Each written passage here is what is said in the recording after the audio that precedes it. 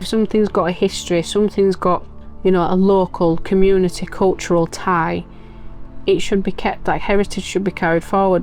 Way back when people built these buildings using lime mortar and stuff like that, they'd take that time, they'd take that effort, and they'd have that aftercare. So why shouldn't we do the same? That's what makes these buildings last.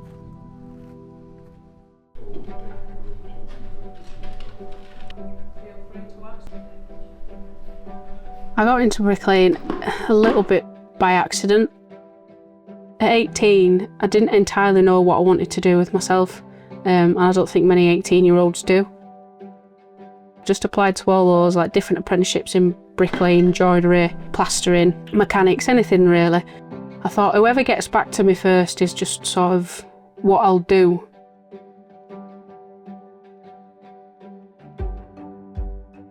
So when I very first started college, I weren't in all my work gear, I was in like normal clothes, and the lady on the reception said, "Oh, you're here to start your apprenticeship?" "Yes, I'm here to start."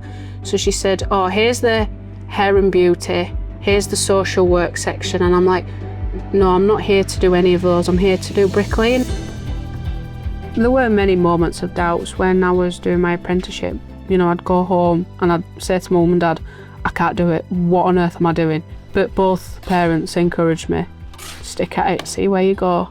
And I did. That stubborn resolve kicked in. Throughout my career, I've had a good few mentors who have pushed me in the right directions. You know, Ian at college, he was a really good mentor then. Ellie was here around COVID times. She wasn't the quietest. She fitted in well with the lads. Her father's in construction, so she's got that heritage, that background. We saw big things for her. I think one of the reasons why I enjoy old buildings so much, it's the stories that are actually embedded in that building. If it's a building that's got 600 years of history, that's 600 years of people's lives. And I think I got to a point in my career where I was just like, I'm looking for something new. You know, I'd qualified in my apprenticeship and I was looking for the next thing to learn. I definitely think the SPAB Fellowship is the turning point. It's given me so many opportunities that I probably wouldn't have otherwise got. I'm always visiting old buildings. I just have like a general keen interest in history. There's not a lot of people, especially young people, there's not a lot of that curiosity anymore. They go to work, they make the money, they go home, they're happy, just like house bashing, going on new build sites, building soulless looking damp boxes. At the end of the day, they're working, they're making the money. And then you get the odd time where you get somebody who's got that sort of curiosity and that nosiness. Sort of say, for example, if I do see people like that, I always try to encourage it. So this year, in September, the Landmark Trust asked me to go back to Carvely Old Hall to do a demonstration weekend.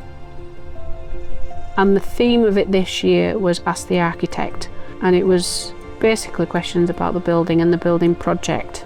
So they asked me to come along and to show a demonstration of something that I'd done in the building.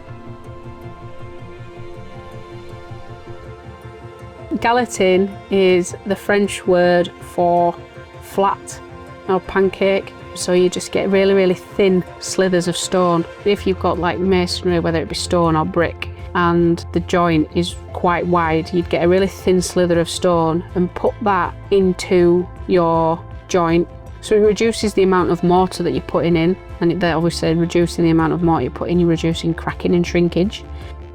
So I set about doing a sample board to demonstrate to people what galleting is, how I would do it. I had people of all ages coming in, asking questions, just sort of sharing my experience and the site experience of how we got Carvely from being such a rough, dilapidated building to what it is now. So it's doing that demonstration like that, it gave me a chance to, you know, talk to the public and see how they thought we'd done the project. It was nice to sort of interact with the public in terms of inspiring people. I don't think I started this job with the intention of doing that. She's one of the first people that got me into history. She always finds like little details of everything. We went to see her at Carvery Hall and that was really nice because she just looked really professional. I just think of my stupid older cousin, but I was so proud of her. You know, she had her ups and downs in college, she had her ups and downs in work, but she's battled through adversity, and I'm really proud. You sort of knew them from those early days that she was going to go a long way. Moving forwards, pursuing the master's degree in building conservation is very much still on my radar. I think it's another way that I can challenge myself, continue to learn something new, and with bricklaying and my career, I still do want to be on site. I want to go to work, make my money and go home, but in that time that I'm at work, I want to feel proud in what I've done. I want it to, so you can see the effort and the care that I've put into something and the work that I've done. You want to look at something and feel proud of it, and I suppose that's the difference between a home and a box.